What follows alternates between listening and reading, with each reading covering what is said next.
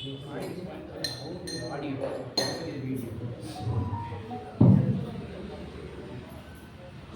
ವಂದೇ ಮಂಥವಾಶಧರಂ ದಿವ್ಯಾರ್ಭಣಾಕೃತಿಂ ಶಿಖಾವಂತತ್ರಯೋಪೇತಂ ಭೈಷ್ಮೀಮಧ್ವರಾರ್ಚಿತಂ ಯಸ್ಮಾನ್ ಬ್ರಹ್ಮೇಂದ್ರರುದ್ರಾಯ ದೇವತಾನಾಂ ವಿಷಯೋಪಿ ಚ ಜ್ಞಾನಸ್ಯ ಬುದ್ಧಿಃ ಸದಾ ತಸ್मै ಗುರವೇ ನಮಃ.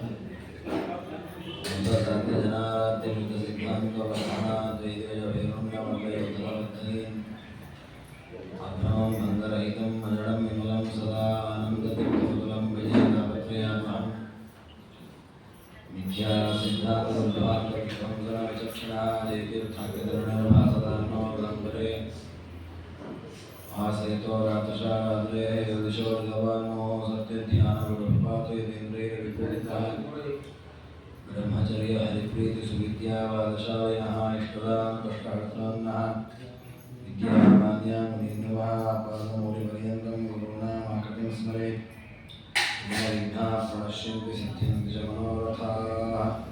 श्रीगुरुभ्यो नमः. हरि ओं हरि ओं हरि ओं. ततो भूतानि जायन्ते येन जीवन्ति तानि च मोक्षदस्तेषां तं विष्णुं प्रणमाम्यहम्. ವೇದವ್ಯಾಸದೇವರು ರಚನೆ ಮಾಡಿದ ವಿಷ್ಣು ರಹಸ್ಯ ಗ್ರಂಥದ ಆರಂಭದಲ್ಲಿ ಮಂಗಲಾಚರಣ ರೂಪವಾಗಿ ಗ್ರಂಥದಲ್ಲಿ ನಿರೂಪಿತವಾದಂತಹ ಪರಮಾತ್ಮನ ಮಹಿಮೆ, ಜಗತ್ತಿನ ಸೃಷ್ಟಿಕರ್ತೃತ್ವ, ಸ್ಥಿತಿಕರ್ತೃತ್ವ, ಸಂಹಾರಕರ್ತೃತ್ವ, ಮೋಕ್ಷಪ್ರದತ್ವ ಈ ಎಲ್ಲ ವಿಚಾರಗಳ ಸಂಗ್ರಹಾತ್ಮಕವಾಗಿ ಮಂಗಲಾಚರಣೆಯನ್ನು ಮಾಡಿ ಮುಂದೆ ಮೊದಲನೆಯ ಅಧ್ಯಾಯದಲ್ಲಿ ದೇವರ ವಿಶೇಷವಾದಂತಹ ಮೋಕ್ಷಪ್ರದತ್ವ, ಅಂದರೆ ದೇವರು ಮೋಕ್ಷವನ್ನು ಮುಕ್ತರಿಗೆ ಕೊಡ್ತಾನೆ, ಮುಕ್ತರೊಟ್ಟಿಗೆ ವಿಹಾರವನ್ನು ಮಾಡ್ತಾನೆ, ಈ ವಿಷಯಗಳನ್ನು ವಿಶೇಷವಾಗಿ ನಿರೂಪಣೆ ಮಾಡಿದ್ದಾರೆ. ಆರಂಭದಲ್ಲಿ ಸಂವಾದ ರೂಪವಾಗಿರುವಂತಹದ್ದು ಈ ಕೃತಿ. ಹೇಗೆ 18 ಪುರಾಣಗಳು ಸೂತ ಶೌನಕರ ಸಂವಾದದಲ್ಲಿ ಬಂದಿದೆಯೋ ಇದು ಕೂಡ ಅದೇ ರೀತಿ. ನೈಮಿಷ ಕ್ಷೇತ್ರ ಅಂತ, ನೈಮಿಷ ಅಂತಂದರೆ ನಿಮಿಷ ಅಂದರೆ ದೇವತೆಗಳು, ಆ ದೇವತೆಗಳ ವಿಶೇಷ ಸನ್ನಿಧಾನ ಇರತಕ್ಕ ಕ್ಷೇತ್ರ ಅಂತ ಒಂದು ನೈಮಿಷಾರಣ್ಯಕ್ಕೆ ಆ ಹೆಸರು.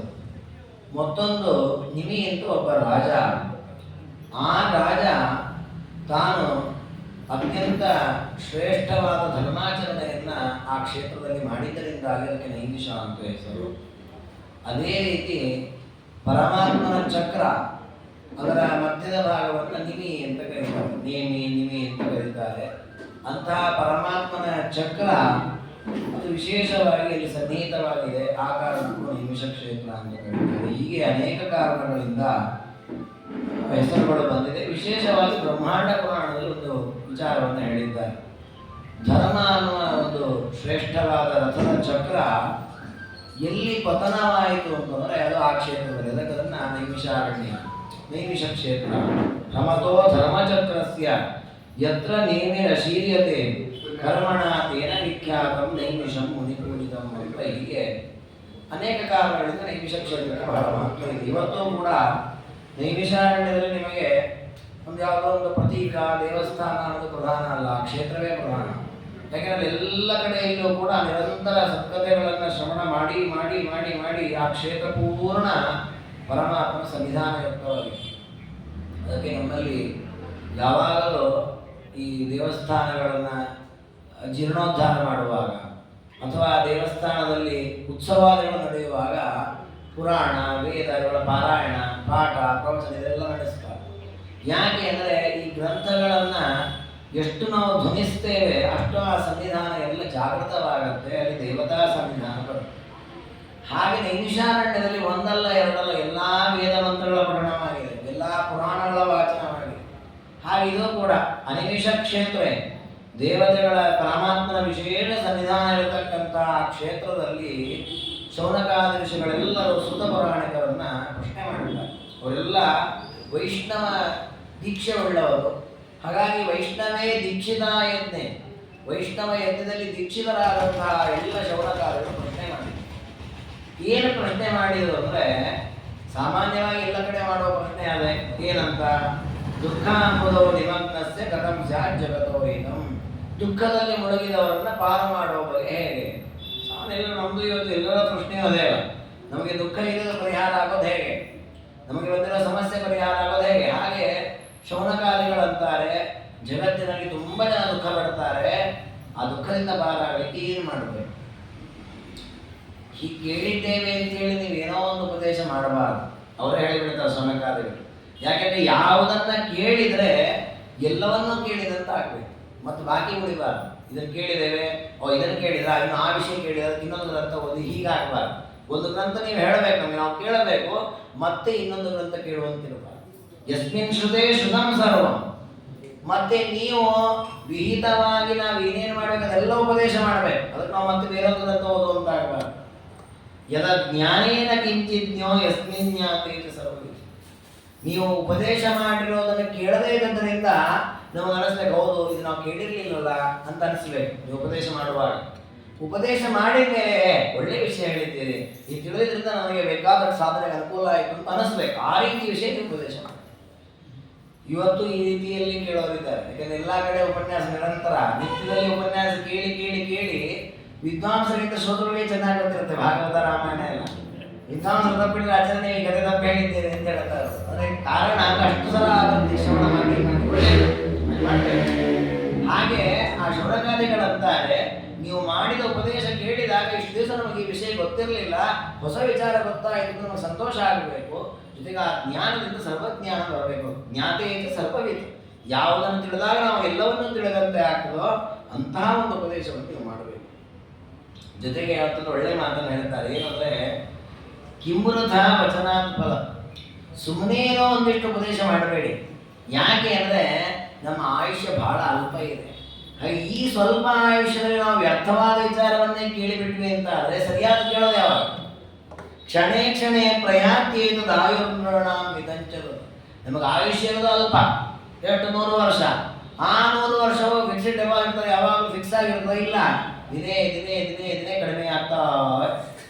100 ವರ್ಷ ಇತ್ತು, 99 ವರ್ಷ ಆಯಿತು, 90 ವರ್ಷ ಆಯಿತು, 80, 60 ದಿನ ದಿನ ಕಳೆದಾಗ ನೀವು ವಯಸ್ಸಾಗ್ತಾ ಬರ್ತಾ ಆಯುಷ್ಯ ಕಡಿಮೆ ಆಗ್ತಾ ಹೋಗುತ್ತೆ. ಹಾಗಾದರೆ ಇರುವ ಆಯುಷ್ಯದಲ್ಲಿಯೇ ಸಾಧನೆ ಮಾಡಬೇಕು.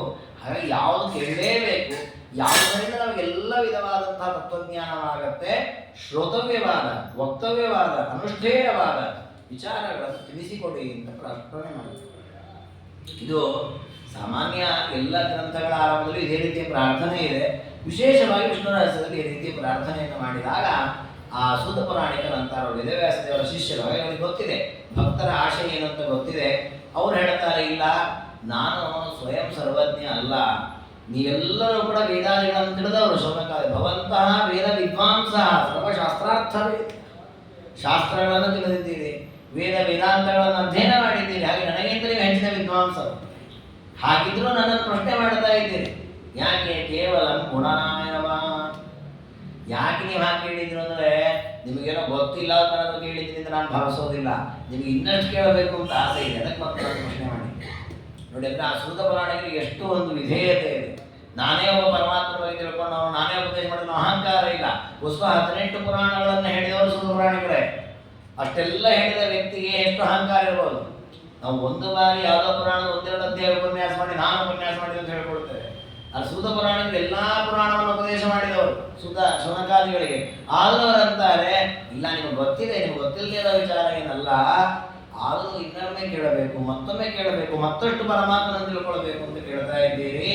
ಹಾಗಾಗಿ ನೀವು ಕೇಳಿದ್ದಕ್ಕೋಸ್ಕರ ನಾನು ನಿಮಗೊಂದು ಹೊಸ ವಿಚಾರವನ್ನು ಹೇಳ್ತೇನೆ. ಯಾವುದು? ಯತ್ಪುರ ವಿಷ್ಣುನಾ ಪ್ರೋಕ್ತಂ ಸೃಷ್ಟಿಯಾದವು ಬ್ರಹ್ಮಣೇ ಸ್ವಯಂ.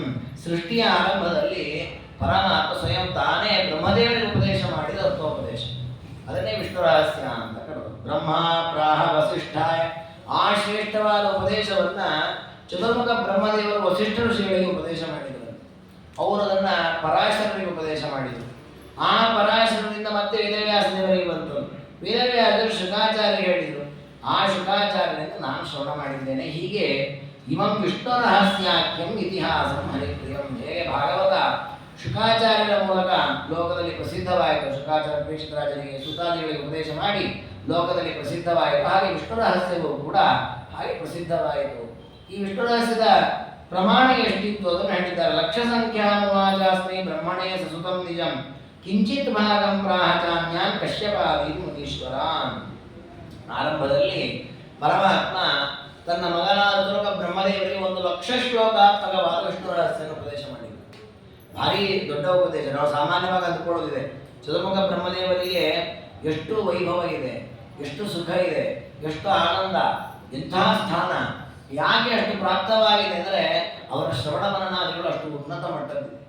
ನೋಡಿ, ನಮಗೆ 1,00,000 ಶ್ಲೋಕಾತ್ಮಕವಾದ ಮಹಾಭಾರತವನ್ನ ನಮ್ಮ ಇಡೀ 100 ವರ್ಷದ ಜನ್ಮದಲ್ಲಿ ಪೂರ್ಣ ಕೇಳುತ್ತೇವೆ ಅಂತ ನಿಯಮ ಇಲ್ಲ. ಕೇಳಲಿಕ್ಕಾಗಿದೆ, ಓದಲಿಕ್ಕಾಗಿದೆ ಇಲ್ಲ. ಆ ಚತುರ್ಮುಖ ಬ್ರಹ್ಮದೇವರು 1,00,000 ಅಲ್ಲ, ಕೋಟಿ ಶ್ಲೋಕಾತ್ಮಕವಾದ ಮಹಾಭಾರತ ಹೇಳಿದ್ದಾರೆ. ಹಾಗೆ 50 ಕೋಟಿ ವಿಸ್ತಾರ, 50 ಕೋಟಿ ವಿಸ್ತಾರವಾದಂತಹ ಗ್ರಂಥ ಮೂಲ ರಾಮಾಯಣ, ಅದನ್ನು ಶ್ರವಣ ಮಾಡಿ. ಇನ್ನೊಂದು ರಾಮಾಯಣದಲ್ಲಿ ಒಂದು 100 ಕೋಟಿ ಪ್ರವಿಸ್ತಾರ, 100 ಕೋಟಿ ಶ್ಲೋಕ ಇದಂತದ್ದು. ಎಷ್ಟು ದೊಡ್ಡ ದೊಡ್ಡ ಗ್ರಂಥಗಳು ಊಹೆ ಮಾಡಲಿಕ್ಕೂ ಸಾಧ್ಯ. ಅಷ್ಟೆಲ್ಲ ಶ್ರವಣ ಮಾಡಿದ್ರು ಚತುರ್ಮುಖ ಬ್ರಹ್ಮದೇವರು ಈಗಲೂ ತಯಾರಿದ್ದಾರೆ. ಪರಮಾತ್ಮ ಉಪದೇಶ ಮಾಡ್ತಾರೆ, ಕೂತು ಭಕ್ತಿಯಿಂದ ಕೇಳೋದು. ಅದು ಅಷ್ಟು ಪರಮಾತ್ಮನ ಮಹಿಮೆಯನ್ನು ಕೇಳಬೇಕು ಕೇಳಬೇಕು ಕೇಳಬೇಕು ಅನ್ನೋ ಆಸಕ್ತಿ. ಹಾಗೆ ಅವರಿಗೆ ಪರಮಾತ್ಮ 1,00,000 ಶ್ಲೋಕಾತ್ಮಕವಾದ ವಿಷ್ಣು ರಹಸ್ಯವನ್ನು ಉಪದೇಶ ಮಾಡಿದ್ರು. ಆಗ ಬ್ರಹ್ಮದೇವರನ್ನೆಲ್ಲವನ್ನು ಕೇಳಿಸಿಕೊಂಡ್ರು. ತಾವು ಹಾಗೆ ಪರಮಾತ್ಮನ ಆರಾಧನೆ ಮಾಡಿದರು.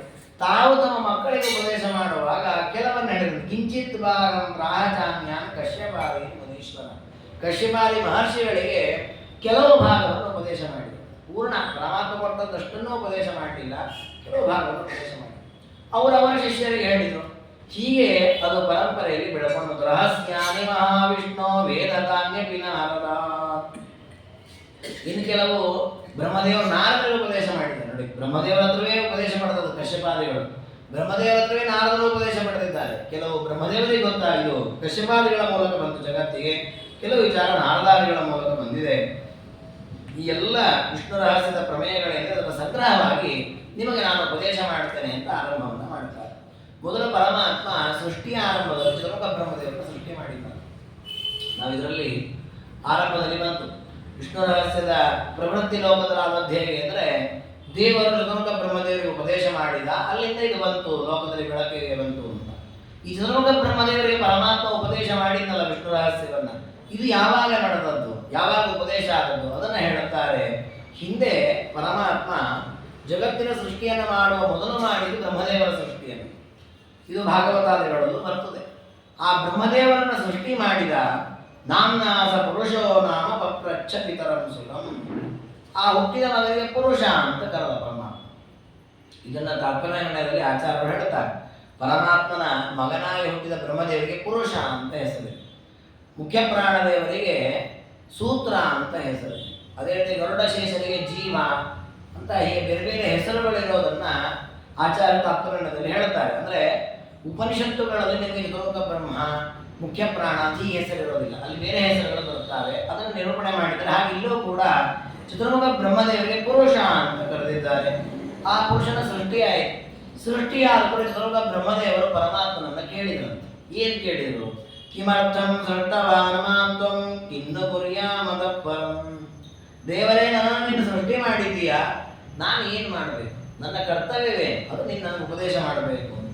ಅದರ ಜೊತೆಗೆ ಮತ್ತೊಂದು ಪ್ರಶ್ನೆ ಕೇಳಿದ್ರಂತೆ, ಈಗ ನಾನು ಸೃಷ್ಟಿ ಮಾಡಿದರೆ ಇದಕ್ಕೂ ಮೊದಲು ಏನಿತ್ತು, ನಾನು ಇಷ್ಟೊತ್ತು ಇರಲಿಲ್ಲ ಇಲ್ಲಿ, ಹಾಗಾಗಿ ನಾನು ಬರುವ ಮೊದಲು ಏನಿತ್ತು, ನನ್ನನ್ನು ಯಾಕೆ ಸೃಷ್ಟಿ ಮಾಡಿದೆ ಎಲ್ಲವನ್ನೂ ನೀನು ಹೇಳಬೇಕು ಅಂತ ಪರಮಾತ್ಮ ಹತ್ತಿರ ಚತುರ್ಮುಖ ಬ್ರಹ್ಮದೇವರು ಪ್ರಾರ್ಥನೆ ಮಾಡ್ತಾರೆ. ಆಗ ಅವರ ಪ್ರಶ್ನೆಗೆ ಉತ್ತರವಾಗಿ ಪರಮಾತ್ಮ ಮೋಕ್ಷದ ವಿಚಾರ ಹೇಳ್ತಾರೆ. ಅಂದರೆ ಸಾಮಾನ್ಯವಾಗಿ ನಮಗೆಲ್ಲ ಒಂದು ವಿಚಾರ ಗೊತ್ತಿದೆ, ಏನಂದ್ರೆ ಸಾಧನೆ ಮಾಡಿಕೊಂಡವರಿಗೆ ಪರಮಾತ್ಮ ಚತುರ್ಮುಖ ಬ್ರಹ್ಮದೇವರ ಜೊತೆಗೆ ಮೋಕ್ಷವನ್ನು ಕೊಡ್ತಾನೆ ಅಂತ. ಹೇಗೆ ಅಂದರೆ ಅದಕ್ಕೆ ಸಾಧನೆ ಆಗ್ತದೆ. ಸಾಧನೆ ಆದ ಮೇಲೆ ಅದಕ್ಕೆ ಬ್ರಹ್ಮಸೂತ್ರ ಭಾಷ್ಯಾದಿಗಳಲ್ಲಿ ಸೂತ್ರದಲ್ಲಿ ವೇದವ್ಯಾಸ ದೇವರು ತಿಳಿಸಿದಂತೆ ಚರ್ಮ ಶರೀರ ಅಂತ ಕೊನೆಗೊಂದು ಶರೀರ ಇದೆ. ಆ ಶರೀರದಲ್ಲಿ ಸಾಧನೆಯನ್ನು ಮಾಡಬೇಕು. ಸಾಧನೆಯನ್ನು ಮಾಡಿದಾಗ ನಮಗೆ ನಿಯತ ಗುರುಗಳು ಅಂತ ಒಬ್ಬರು ಇರ್ತಾರೆ. ಆ ಗುರುಗಳು ಬಂದು ಉಪದೇಶ ಮಾಡುತ್ತಾರೆ, ಬಿಂಬರೂಪದ ದರ್ಶನವಾಗುತ್ತೆ. ಅದರ ಅನುಸಂಧಾನಪೂರ್ವಕ ಎಲ್ಲ ಚಿಂತನೆ ಮಾಡಿದ ಮೇಲೆ ಏನಾದರೂ ಪ್ರಾರಬ್ಧ ಶೇಷ ಇದ್ದರೆ ಅದನ್ನು ಅನುಭವಿಸಬೇಕು. ಉಳಿದದನ್ನೆಲ್ಲ ಪರಮಾತ್ಮ ನಾಶ ಮಾಡ್ತಾನೆ, ಅಪರೋಕ್ಷ ಜ್ಞಾನವಾಗಿರ್ತದೆ. ಆ ನಂತರ ಸತ್ಯಲೋಕಾದಿಗಳಿಗೆ ಹೋಗಿ ಕುತ್ಕೊಳ್ಳೋದು. ಬ್ರಹ್ಮದೇವರ 100 ವರ್ಷ ಕೊನೆಯಾಗುವಾಗ ಅವರು ಎಲ್ಲರಿಗೂ ಉಪದೇಶವನ್ನು ಕೊಡುತ್ತಾರೆ. ಆ ಉಪದೇಶ ಶ್ರವಣಾದಾಗ ಇನ್ನಷ್ಟು ಸ್ಪಷ್ಟವಾಗಿ ಪರಮಾತ್ಮನ ಜ್ಞಾನವಾಗಿರುತ್ತದೆ. ಆ ನಂತರದಲ್ಲೂ ಬ್ರಹ್ಮದೇವರು ಎಲ್ಲರನ್ನು ಕರ್ಕೊಂಡು ಹೋಗಿ ವಿರಜಾನದಲ್ಲಿ ಸ್ನಾನವನ್ನು ಮಾಡ್ತಾರೆ. ಆಗ ಲಿಂಗ ಶರೀರ ಏನೊಂದು ಬಾಕಿ ಇದೆಲ್ಲೂ ಕೂಡ ಕಳಚಿ ಹೋಗ್ತದೆ, ಪರಿಶುದ್ಧನಾಗಿರ್ತಾನೆ, ಆ ನಂತರ ಮೋಕ್ಷಕ್ಕೆ ಹೋಗ್ತಾನೆ ಅಂತ. ಇದು ಸಾಮಾನ್ಯವಾಗಿ ನಾವು ತಿಳ್ಕೊಂಡಿದ್ದೇವೆ. ಅದು ಈ ಮೋಕ್ಷಕ್ಕೆ ಹೋಗೋದು ಯಾವಾಗ? ಮೋಕ್ಷಕ್ಕೆ ಹೋಗೋದು ಯಾವಾಗ ಅಂದರೆ ಲಯ ಕೂಡ ಮೋಕ್ಷಕ್ಕೆ ಹೋಗುವುದಲ್ಲ. ಪ್ರಳಯ ಕಾಲದಲ್ಲಿ ಈ ರೀತಿ ವಿರಜಾನದಿ ಸ್ನಾನವನ್ನು ಮಾಡಿ ಲಿಂಗ ಶರೀರ ಭಂಗ ಆದ ಕೂಡಲೇ ಶುದ್ಧ ಸ್ವರೂಪದಲ್ಲಿ ಇರ್ತಾರಾದರೂ ಕೂಡ ಅವರಿಗೆ ಮೋಕ್ಷ ಆಗಿರೋದಿಲ್ಲ. ಅವರೆಲ್ಲ ಎಲ್ಲಿರ್ತಾರೆ ಅಂದರೆ ಪರಮಾತ್ಮ ಉದರದಲ್ಲಿರ್ತಾರೆ. ಹೇಗೆ ಇನ್ನೂ ಸಾಧನೆ ಮಾಡದ ಜೀವಿಗಳೆಲ್ಲವೂ ಪರಮಾತ್ಮ ಉದರದಲ್ಲೇ ಇದೆ. ಸಾತ್ವಿಕರಾಗಲಿ, ರಾಜಸರಾಗಲಿ, ತಾಮಸರಾಗಲಿ ಪ್ರಳಯ ಕಾಲ ಅವರೆಲ್ಲ ಪರಮಾತ್ಮ ಉದರದಲ್ಲೇ ಇರ್ತಾರೆ. ಹಾಗೆ ಸಾಧನೆ ಮಾಡಿ ಮೋಕ್ಷಕ್ಕೆ ಇನ್ನು ಹೋಗಬೇಕು, ಒಂದು ಮೆಟ್ಲು ಬಾಕಿ ಇದೆ. ಹಾಗೆ ಪರಿಪೂರ್ಣ ಸಾಧನೆ ಮುಗಿಸಿದ ವ್ಯಕ್ತಿಗಳು ಕೂಡ ಪರಮಾತ್ಮ ಉದರದಲ್ಲಿಯೇ ಇರ್ತಾರೆ. ಹೇಗಿರ್ತಾರೆ? ಆನಂದ ಮಾತ್ರ ವಪುಷಃ ತದನುಭವರಹಿತಾನ. ರಾಘವೇಂದ್ರ ಗುರುಸ್ವಾಮಿಯವರು ಪ್ರಾತಸಂಕಲ್ಪದಲ್ಲಿ ಹೇಳಿದ್ದಾರೆ, ಪರಮಾತ್ಮ ಉದರದಲ್ಲಿದ್ದು ಹೇಗಿರ್ತಾರೆ ಅವರು ಅಂದರೆ ಕೇವಲ ಆನಂದ ರೂಪ. ಅವರಿಗೆ ದುಃಖಾದಿಗಳಿರಲ್ಲ, ಪ್ರಾಕೃತ ಶರೀರ ಇರಲ್ಲ, ಆಮೇಲೆ ಆನಂದಾದಿಗಳ ಅನುಭವ ಇರೋದಿಲ್ಲ. ಯಾಕೆ?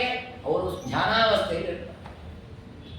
ಆ ನಂತರ ಪರಮಾತ್ಮ ಯಾವಾಗ ಪ್ರಳಯದ ಕೊನೆಯ 8 ಭಾಗ ಉಳಿದಿರ್ತದೆ, ಆ ಕೊನೆ ಕಾಲದಲ್ಲಿ ಯಾರೆಲ್ಲ ಸಾಧನೆ ಮಾಡಿ ಕೇವಲ ಲಿಂಗ ಶರೀರ ಭಂಗವಾಗಿ ಕೇವಲ ಆನಂದ ರೂಪರಾಗಿದ್ದಾರೆ, ಇವರಿಗೆ ಪರಮಾತ್ಮ ಮೋಕ್ಷ ಕೊಡುತ್ತಾನೆ. ಯಾವಾಗ? ಪ್ರಳಯ ಮುಗಿದು ಸೃಷ್ಟಿಯ ಆರಂಭದಲ್ಲಿ. ಅದಕ್ಕೆ ಪರಮಾತ್ಮ ಸ್ವೀಕಾರ ಮಾಡಿದ ರೂಪ ವಾಸುದೇವ ರೂಪ. ನೀವು ಪುರಾಣಗಳನ್ನು ನೋಡಿದರೆ ಪ್ರಳಯ ಕಾಲದಲ್ಲಿ ನಾರಾಯಣ ಒಬ್ಬನೇ ಇದ್ದ, ಮೊದಲು ವಾಸುದೇವ ರೂಪ ತೆಗೆದುಕೊಂಡ ಅಂತ ಬರುತ್ತೆ. ಯಾಕೆ ವಾಸುದೇವ ರೂಪವೇ ಮೊದಲು ಬಂದದ್ದು? ಪ್ರದ್ಯುಮ್ನ ಬರ್ಬೋದಿತ್ತು, ಅನಿರುದ್ಧ ಬರ್ಬೋದಿತ್ತು, ಸಂಕರ್ಷಣ ಬರ್ಬೋದಿತ್ತು, ವಾಸುದೇವ ರೂಪವೇ ಬಂದದ್ದು. ಯಾಕೆ ಅಂದರೆ ಮೊದಲು ಮಾಡುವ ಕೆಲಸ ಮೋಕ್ಷ ಕೊಡು. ಸಾಧನೆ ಹಿಂದಿನ ಕಲ್ಪದಲ್ಲಿ ಯಾರದ್ದೆಲ್ಲ ಸಾಧನೆ ಮುಗಿದಿದೆ ಅವರಿಗೆ ಮೋಕ್ಷ ಕೊಡ್ತಾನೆ. ಮೋಕ್ಷವನ್ನು ಕೊಡುವ ರೂಪ ವಾಸುದೇವ. ಹಾಗಾಗಿ ಈ ಮೋಕ್ಷವನ್ನು ಕೊಡುವ ಕಾಲ ಯಾವುದು ಅಂದರೆ ಸೃಷ್ಟಿಗಿಂತ ಮೊದಲು, ಪ್ರಳಯದ ನಂತರ. ಈ ವಿಚಾರ ನಮಗೆ ಸಿಗುವುದು ಕೇವಲ ವಿಷ್ಣು ರಹಸ್ಯ. ವಿಷ್ಣು ರಹಸ್ಯದಲ್ಲಿ ಆ ವಿಚಾರವನ್ನು ವೇದವ್ಯಾಸರು ತಿಳಿಸುತ್ತಾರೆ. ಅತೀತೆ ಪ್ರಳಯೇ ಬ್ರಹ್ಮನ್ ಅವಶಿಷ್ಟಾಷ್ಟವಾಗತಃ ಯೋಗ ನಿದ್ರಾಂ ತದಾ ಮುಕ್ತ್ವಾ ದೃಷ್ಟ್ವಾ ತಾಂ ಅಂತಿಕೇಂ ಗಣೀಂ. ದೇವರು ಈ ಮೊದಲು ತಾನು ಮೋಕ್ಷವನ್ನು ಕೊಟ್ಟು ಮುಕ್ತರೊಟ್ಟಿಗೆ ಯಾವ ರೀತಿ ತಾನು ವಿಹಾರ ಮಾಡುತ್ತೇನೆ ಎಂಬುದನ್ನು ನಿರೂಪಣೆ ಮಾಡುತ್ತೇನೆ. ಪರಮಾತ್ಮ ಪ್ರಳಯ ಕಾಲದಲ್ಲಿ ಮಲಗಿರ್ತಾನೆ. ಎಲ್ಲಿ ಮಲಗಿರ್ತಾನೆ? ಆಲದೆಲೆಯಲ್ಲಿ ಮಲಗಿರ್ತಾನೆ. ಯಾರು ಇರಲ್ಲ, ಕೇವಲ ನಾರಾಯಣ ಒಬ್ಬನೇ ಇರ್ತಾನೆ. ಆಗ ಪರಮಾತ್ಮ ಮಲಗಿರ್ತಾನೆ ಅಂದರೆ ನಾವು ಹೇಗೆ ಮಲಗಿರ್ತೇವೆ ಹಾಗೆ ಮಲಗಿರೋದಿಲ್ಲ. ಅದಕ್ಕೆ ದೇವರ ನಿದ್ರೆಯನ್ನು ಯೋಗ ನಿದ್ರಾ ಅಂತ ಕರೀತಾರೆ. ಯೋಗ ನಿದ್ರಾ ದೇವರದು, ನಮ್ಮದು ಭೋಗ ನಿದ್ರಾ ಅಥವಾ ರೋಗ ನಿದ್ರಾ. ಯಾಕೆ ನಮ್ಮ ನಿದ್ರೆಗಳಿಂದ ರೋಗಾದಿಗಳು ಬರುವ ಸಾಧ್ಯತೆ ಇದೆ. ಅದು ದೇವರದ್ದಾಗಲ್ಲ, ಅವನು ಯೋಗ ನಿದ್ರೆ. ಯೋಗ ನಿದ್ರೆ ಅಂದರೆ ಏನು? ಎಚ್ಚರವಿರುವ ನಿದ್ರೆಯನ್ನು ಯೋಗ ನಿದ್ರೆ ಅಂತ. ಇದೇನು ನಿದ್ರೆ ಅಲ್ವಾ? ಎಚ್ಚರ ಇಲ್ಲದೆ ಇರೋದೇ ನಿದ್ರಾವಸ್ಥೆ. ಎಚ್ಚರ ಇದ್ದ ನಿದ್ರೆ ಅಂದರೆ ಅರ್ಥ ಏನು ಅಂದರೆ ದೇವರು ಸೃಷ್ಟಿಯಾಗಿ ಯಾವ ಕೆಲಸವೂ ಮಾಡದೇ ಇರ್ತಾನಲ್ಲ, ಅದಕ್ಕೆ ದೇವರು ನಿದ್ರೆಯಲ್ಲಿದ್ದಾನೆ ಅಂತ ಕರೆಯೋದಷ್ಟೇ. ಯಾಕಂದ್ರೆ ದೇವರಿಗೆ ನಿದ್ರೆ ಇಲ್ಲ. ಯಾಕೆ? ನಿದ್ರೆ ಅಂದರೆ ಒಂದು ದೋಷ. ದೇವರಲ್ಲಿ ಯಾವ ದೋಷವೂ ಇಲ್ಲ, ಹಾಗೆ ನಿದ್ರಾ ದೋಷವೂ ಇಲ್ಲ. ಹಾಗಾದ್ರೆ ದೇವರು ಏನು ಮಾಡ್ತಾನೆ? ಪ್ರಳಯ ಕಾಲದಲ್ಲಿಯೂ ತನ್ನ ಅನಂತ ರೂಪಗಳ ವ್ಯಾಪಾರವನ್ನು, ವೈಭವವನ್ನು ಮೆಲುಕು ಹಾಕ್ತಿರ್ತಾನೆ. ನಾವು ಈ ಖಾಲಿ ಗೊತ್ತಾಗ ಕೆಲವು ವಿಚಾರ ಮಾಡ್ತೇವೆ. ನಾನು ಆಗ ಹಾಗೆ ಮಾಡಿದ್ದೆ, ಅವತ್ತು ಹೀಗಾಯಿತು, 4 ಜನ ಹೀಗೆ ಪ್ರಶಂಸೆ ಮಾಡಿದ್ರು, 4 ಜನ ಹೀಗೆ ತೆಗೆದ್ರೆ ಏನೋ ಒಂದಿಷ್ಟು ವಿಚಾರ ಮಾಡ್ತೇವೆ. ಸಾಮಾನ್ಯ ನಾವು ಕೆಟ್ಟದನ್ನು ಹೆಚ್ಚು ಆಲೋಚನೆ ಮಾಡಿದ್ವಿ. ಯಾಕೆ? ನಮ್ದು ಒಳ್ಳೆಯದು ಕಡಿಮೆ ಇದೆ ಸಾಧನೆ, ದೇವರದ್ದು ಕೆಟ್ಟದೇ ಇಲ್ಲ. ಹಾಗೆ ಪರಮಾತ್ಮ ತನ್ನ ಅನಂತ ರೂಪಗಳ ವೈಭವವನ್ನು ವಿಚಾರ ಮಾಡ್ತಾ ಪ್ರಳಯ ಕಾಲದಲ್ಲಿ ಇರ್ತಾನೆ. ಇನ್ನು 8 ಭಾಗ. ಪ್ರಳಯ ಕಾಲದ ಪ್ರಮಾಣ ಒಂದು 100 ಬ್ರಹ್ಮದೇವರ ವರ್ಷ, ಅಷ್ಟು ದೊಡ್ಡ ಪ್ರಮಾಣ ಪ್ರಳಯ ಕಾಲ. ಅದರ 8ನೇ ಒಂದು ಭಾಗ ಬಾಕಿ ಇರುವಾಗ ಇನ್ನೂ ಒಂದು 13 ವರ್ಷ ಇರ್ತದೆ ಪ್ರಳಯ ಕಾಲ ಮುಗಿಲಿಕ್ಕೆ. ಆಗ ಅಂಬರಣೀ ದೇವಿ ಅಂತ ಯಾರಿದು? ಲಕ್ಷ್ಮೀ ದೇವಿಯ ರೂಪ. ಅವರು ಬಂದು ಪರಮಾತ್ಮನನ್ನು ಪ್ರಾರ್ಥನೆ ಮಾಡ್ತಾರೆ. ನೋಡಿ, ಹೊಸ ಈ ವಿಚಾರವನ್ನು ವಾದಿರಾಜ ಸಾರ್ವಭೌಮರು ಪಂಚೀಕರಣಿ ಆಟದಲ್ಲಿ ಹೇಳಿದ್ದಾರೆ. ಪಂಚೀಕರಣಿ ಆಟ ಅನ್ನೊಂದು ಆಟ ಇದೆ. ಇದು ವಾದಿರಾಜ ಸಾರ್ವಭೌಮ ಮಾಡಿಕೊಟ್ಟ ಒಂದು ವ್ಯವಸ್ಥೆ. ಅದರಲ್ಲಿ ಏನಿದೆ ಅಂದರೆ, ಪಂಚೀಕರಣ ಅಂದರೆ ಪಂಚಭೂತಗಳು, ಅಂದರೆ ಪೃಥ್ವಿ, ಅಪ್ಪು, ತೇಜಸ್ಸು, ವಾಯು, ಆಕಾಶ. ಈ 5 ಭೂತಗಳ ಮಿಶ್ರಣವಾಗಿ ಪ್ರಪಂಚ ವಿಸ್ತಾರವಾಗಿ ಸೃಷ್ಟಿಯಾಗಿರುವಂಥದ್ದು. ಹಾಗಾಗಿ ಅವರೊಂದು 5 ಕೋಷ್ಟಕವನ್ನು ಮಾಡಿ, 25 ಕೋಷ್ಟಕಗಳನ್ನು ಮಾಡಿ ಈ ಪಂಚಭೂತಗಳ ಮೂಲಕ ಪಂಚ ಜ್ಞಾನೇಂದ್ರಿಯ, ಕರ್ಮೇಂದ್ರಿಯ, ಪಂಚಭೂತ, ಪಂಚತನ್ಮಾತ್ರವೆಲ್ಲ ಹೇಗೆ ಸೃಷ್ಟಿಯಾಗಿದೆ, ಒಂದಕ್ಕೊಂದು ಸಂಬಂಧ ಹೇಗಿದೆ, ಜೀವ ಇದರಲ್ಲಿ ಹೇಗೆ ಬಂದಿರ್ತಾನೆ, ಇದರ ಸೃಷ್ಟಿಯಾಗುವ ಬಗೆ ಹೇಗೆ, ಲಯ ಆಗುವ ಬಗೆ ಹೇಗೆ ಅಂತ ತಿಳಿಸಿಕೊಟ್ಟಿದ್ದಾರೆ. ಅದನ್ನು ಒಂದ್ಸಲ ಇಡೀ ಆಟ ಆಡಿ ಬಿಟ್ಟರೆ ಸೃಷ್ಟಿ, ಸ್ಥಿತಿ, ಸಂಹಾರ 3 ಗೊತ್ತಾಗಿಬಿಡ್ತದೆ. ಆ ರೀತಿ ವ್ಯವಸ್ಥೆ ಮಾಡಿದ್ದಾರೆ ರಾಜರು. ಅದರಲ್ಲಿ ಅವರು ಆರಂಭದಲ್ಲಿ ಸೃಷ್ಟಿಯನ್ನು ಹೇಳುವಾಗ ಈ ವಿಚಾರವನ್ನು ಹೇಳ್ತಾರೆ. ಅಂಬರಣೀ ದೇವಿಯರ ಪ್ರಾರ್ಥನೆಗೆ ಪರಮಾತ್ಮ ಸೃಷ್ಟಿಯನ್ನು ಆರಂಭ ಮಾಡಿದ ಅಂತ. ಈ ಅಂಬರಣಿ ದೇವಿಯ ವಿಚಾರ ರಾಜನಿಗೆ ಸಿಕ್ಕಂತಿಲ್ಲ ವಿಷ್ಣು ರಹಸ್ಯದಲ್ಲಿ. ಭಾಗವತಾದಿಗಳಲ್ಲಿ ಈ ಮಾತು ಬರಲ್ಲ. ದೇವರ ಪ್ರಳಯ ಕಾಲದಲ್ಲಿ ಮಲಗಿದ್ದ ಸೃಷ್ಟಿಯನ್ನು ಆರಂಭ ಮಾಡಿದಂತಷ್ಟೇ ಇದೆ. ಲಕ್ಷ್ಮೀದೇವಿ ಹೋಗಿ ಪ್ರಾರ್ಥನೆ ಮಾಡಿದ್ರು, ಆ ಲಕ್ಷ್ಮೀದೇವಿ ರೂಪಕ್ಕೆ ಅಂಬರಣಿ ಅಂತ ಕರೀತಾರೆ ಅನ್ನೋ ವಿಷಯ ವಿಷ್ಣು ರಹಸ್ಯದಲ್ಲಿ ಮಾತು. ಇದನ್ನ ನಮ್ಮ ಮಾಧವ ಪರಂಪರೆಯ ಜ್ಞಾನಿಗಳು ಮಾನ್ಯ ಮಾಡಿದ್ದಾರೆ. ಅಂತೂ ತಾನಂತಿಕೆ ಅಂಬರಣಿ, ತನ್ನ ಸಮೀಪಕ್ಕೆ ಅಂಬರಣಿ ದೇವಿ ಬಂದಿದ್ದಾರೆ. ನಾವು ಈ ಅಂಬರಣಿ ಹೆಸರಿನಿಂದಲೇ ಶ್ರೀ ಸೂಕ್ತವನ್ನು ಕರೀತೇವೆ. ಅಹಂ ರುದ್ರೇಲಿ ಒಂದು ಸೂಕ್ತ ಇದೆ, ಅದಕ್ಕೆ ನಾವು ಅಂಬರಣಿ ಸೂಕ್ತ ಅಂತಲೇ ಕರೆಯೋದು. ಪುಸ್ತಕನ ದೇವಿ ಸೂಕ್ತ, ಶ್ರೀ ಸೂಕ್ತ ಅಂತಲೂ ಕರೀತಾರೆ, ಅಂಬರಣಿ ಸೂಕ್ತ ಅಂತ ಕರೆಯೋದು. ಯಾಕೆ ಅಂದರೆ ಲಕ್ಷ್ಮೀ ದೇವಿ ತಾನೆಲ್ಲ ಜಗತ್ತಿನ ಇಷ್ಟು ಕಾರ್ಯವನ್ನು ಮಾಡಲಿಕ್ಕೆ ಕಾರಣ ಅವನು ಪರಮಾತ್ಮ, ಅವನ ಮೂಲಕ ಇದೆಲ್ಲ ನಡೀತದೆ ಅಂತ ದೇವರ ಸೃಷ್ಟಿಯ ವೈಭವವನ್ನು ಹೇಳಿದ್ದಾರೆ. ಹಾಗಾಗಿ ಆರಂಭದಲ್ಲಿ ಪರಮಾತ್ಮನನ್ನ ಸ್ತೋತ್ರ ಮಾಡಿದ ಮಹಿಮೆ ಅದು, ಅದಕ್ಕೆ ಅದನ್ನು ಅಂಬರಣಿ ಸೂಕ್ತ ಅಂತ ಕರೆದಿದ್ದಾರೆ. ಈ ಒಂದು ವಿಚಾರವನ್ನು ಹೇಳುವಾಗ ವಿಷ್ಣು ರಹಸ್ಯ ಲಕ್ಷ್ಮೀ ದೇವಿಯ ಹೆಸರು ಯಾಕೆ ಬಂತು ಅಂತ ಹೇಳ್ತಾರೆ. ಅಂ ಬ್ರಹ್ಮ ಪರಮೋ ವಿಷ್ಣು ಭ್ರಿಯಮಾಣ ಸದಾ ತುಯ ತೇನೈವ ಸಾ ಸುಖಜ್ಞಾನ ಬಲರೂಪ ಅಂಬರಣೀರಮ. ಲಕ್ಷ್ಮೀ ದೇವಿಯ ರೂಪಕ್ಕೆ ಅಂಬರಣಿ ಅಂತ ಕರೀತಾರೆ. ಯಾಕೆ ಅಂಬರಣಿ ಅಂತ ಹೆಸರು ಅಂದರೆ ಆ ಅನ್ನೋದಕ್ಕೆ ಪರಮಾತ್ಮ ಅಂತ ಹೆಸರು. ಅಂ ಅಂದರೆ ಪರಮಾತ್ಮ, ನಾರಾಯಣನಿಗೆ ಅಮ್ಮ ಅಂತ ಕರೀತಾರೆ. ಇದನ್ನ ಪದ್ಮಪುರಾಣವು ಕೂಡ ಹೇಳಿದೆ. ಪದ್ಮಪುರಾಣದಲ್ಲಿ ವಾಸುದೇವ ಅಷ್ಟೋತ್ತರ ಶತನಾಮ ಅಂತ ಬರ್ತದೆ, ಸಹಸ್ರನಾಮ. ವಾಸುದೇವನಿಗೆ ಸಂಬಂಧಪಟ್ಟ 1000 ಹೆಸರುಗಳು ಬರ್ತದೆ. ಅದರಲ್ಲಿ ಅ ಅಕ್ಷರ, ಕ, ಸು ಇವೆಲ್ಲವೂ ಕೂಡ ಪರಮಾತ್ಮನ ಹೆಸರುಗಳು ಅಂತ ಹೇಳಿದ್ದಾರೆ. ಆ ಅಕ್ಷರವೇ ಪೂರ್ಣ ಅಜ ಆನಂದ ಅನ್ನೋ ಹೆಸರಲ್ಲ, ಅ ಅಂದರೆ ಪರಮಾತ್ಮ.